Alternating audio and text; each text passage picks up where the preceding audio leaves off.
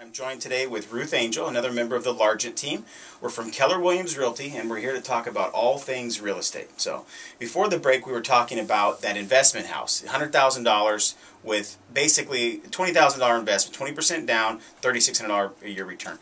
To me, that makes perfect sense. If you have that kind of money, if you want to divest a little bit, say you're focused in stocks, without beating this too much, right now you can't go wrong. You get $8,000 tax credit that runs out in April, so you do have an incentive to buy. The other thing you might think about doing if you're an older parent, grandparents, or parent, or aunt or uncle that's gracious, you may want to think about helping your children or grandchildren get into a house right now. We've talked about it before. Nothing fancy, not these high-end luxury homes that are above their means. But if they're renting, paying $600 a month, and their barrier to entry is a down payment, there's nothing you could do that would help them more get in. It's very common here in Shasta County for people to help second parties, co-signers, things like that. We're not going to have this opportunity for a long time. The tax credit's going to go away, interest rates are going to go up, the market's going to come back. So this is a limited window. Now, on the opposite end of the spectrum, we're going to talk about foreclosures here for a little bit. Because the feedback I'm getting from people, and they're emailing me, is they want to learn more about buying houses on the courthouse steps, there's a lot of it going on right now. The banks are lowering opening bids. There's a lot of opportunity there. There's also a large reason in my mind for thinking that this is not going to end soon. So some statistics. We talk about the number of houses. I think the number's down to 85 houses is in foreclosure in some form of default in the state of California. It's 1 in 20 or some ridiculously low number in Nevada. So we can be grateful that we don't live there. But they're also doing different things. They're doing loan modifications. So if you're upside down, I get this call every week.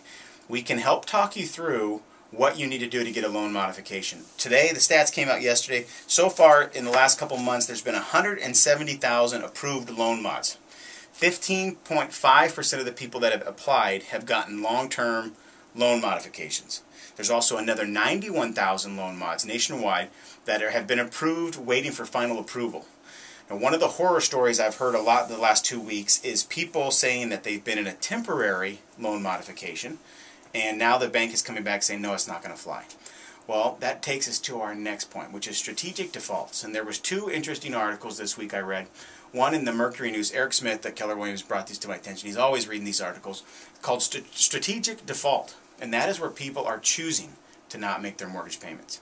And so it led me to another study by a law professor at Arizona University of Arizona.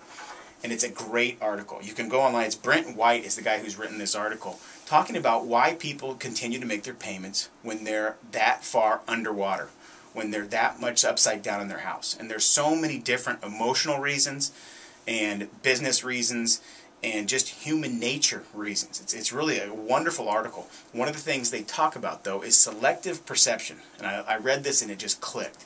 And that is where the people will look at their house and they view this from the standpoint of they see what they want to see. And so selective perception, the definition of which causes them to fail to see the evidence, such as the actual prices of sold homes in their neighborhood that would suggest a steep fall in their value. Instead, they see the contrary indicators, such as the list prices. And how many times do we have that happen, Ruth? Where we'll go out and talk to somebody and say, hey, your house is only worth $190. And they'll say, well, John's house is for sale and it's $260. And if you have a realtor telling you what you want to hear, walk away. Well, now, Ruth, I have to be careful. I got a little critique last week because I've been a little mean to some other realtors, or so that's what they've told me. There's a bunch of really good realtors. Not all of them are at Keller Williams. A lot of them are. Mike Staplecamp, Eric Smith, Randy Bird, the Sheldons. I can go on and on. The Greens. I mean, at Keller Williams, I think you're going to be fine. There's also other good realtors at other firms. My good friend Ray Alt, he's a good realtor. Kim Woodland, Brian Salato, Tom Maselli, Dustin Foster. There's a lot of really good realtors. I'm missing some here, obviously. There's a lot of good realtors out there. Just make sure you're working with a good realtor. Linda Marks, Diane Hebert, sharp people. They know what they're doing. Real estate isn't rocket science. I'm not the only one that is good at this. There's other people. But you need to make sure you're with one of those people that's good. So for all the realtors who I've hurt your feelings, I'm sorry, I guess. But maybe this isn't the best thing for you. So for all you people working in real estate, working at buying or selling real estate, I should say, make sure you're using a good realtor. Don't care where they come from, but for your sake, make sure you've got a good realtor. You should know that. It's not a very difficult litmus test. If they're telling you what you want to hear, question that. Look at Zillow. Zillow is a Zillow.com is a partial website. It uses strictly math. It uses the assessor's numbers to give you a value on your house. So if the value on your house on Zillow says it's 140, the realtor comes out and the first realtor says, it's me, and I say your house is worth 140, but if we want to sell it, we need to put it at 137. Then you might want to listen to that. If I say that and the Zillow says 140 and another person comes out and says, oh, we can sell it for 190, that's what you need. But doesn't that make sense, Kurt? I mean, doesn't that make sense? It does. But, the fact of the matter is you need to be told the truth.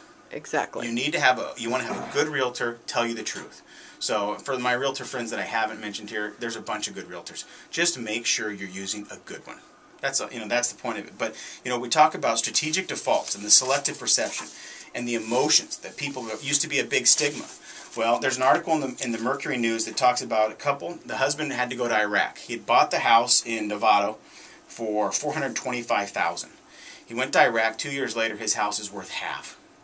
He's come back to the decision that, hey, I don't want my wife living there. I can rent a house across the street, pay a third of what we're paying now, probably buy a nicer car, which is I don't want to take it to that level because that's a horrible thing to think. But what the insurance agencies and what the studies are finding is that people are now starting to make their car payments and their other payments, and they're not making their mortgage payments.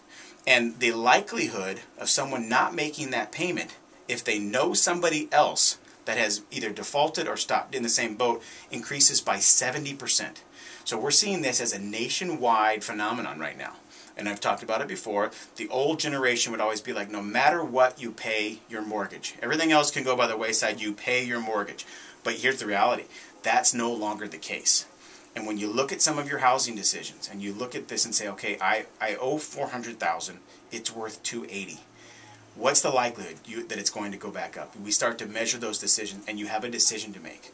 And that decision is it a good business decision to keep making that payment? So we need to take another break. We're going to talk about this a little bit more because it comes down to, some people think it's a moral question. It's a question of character. Well, that stigma of foreclosure is going away rapidly. And so what we're telling people now is, you have all these decisions to make.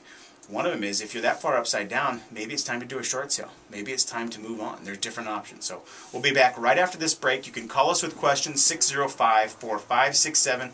We'll be back right after. Dana Peterson will be hosting that open house in Silver Creek subdivision at 4517 Blue Creek in Reading. It's a 3-bedroom, 2-bath, 2,033 square foot home, keyless entry, great room, vaulted cathedral ceilings. One of the nicest. Beautiful. Yeah, one of the nicest neighborhoods in East Reading. In Reading. It's one of my favorite neighborhoods. What else?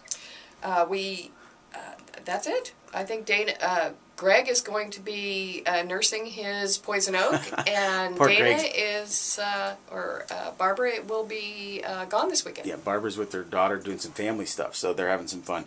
One of the topics I'll tell you right now that I'm going to talk about next week is what should the city do to be helping our local economy. So if you want to think about this and maybe email me a question, but my thought is this, very simple. We have so much surplus property in the city of Reading. Some of it's cherry. Some of it's really nice. What do we need that for? The city needs to think about selling some of our surplus land. We don't need to be a large landowner. That's one of the things we're going to talk about next week. What should the city be doing to help us get through this crisis? So, Kurt, we have a lot of commercial land out there. So people who are listening to this via live stream that aren't in Reading, we have a beautiful area, and there's plenty of property, commercial property, that is available for development. oh,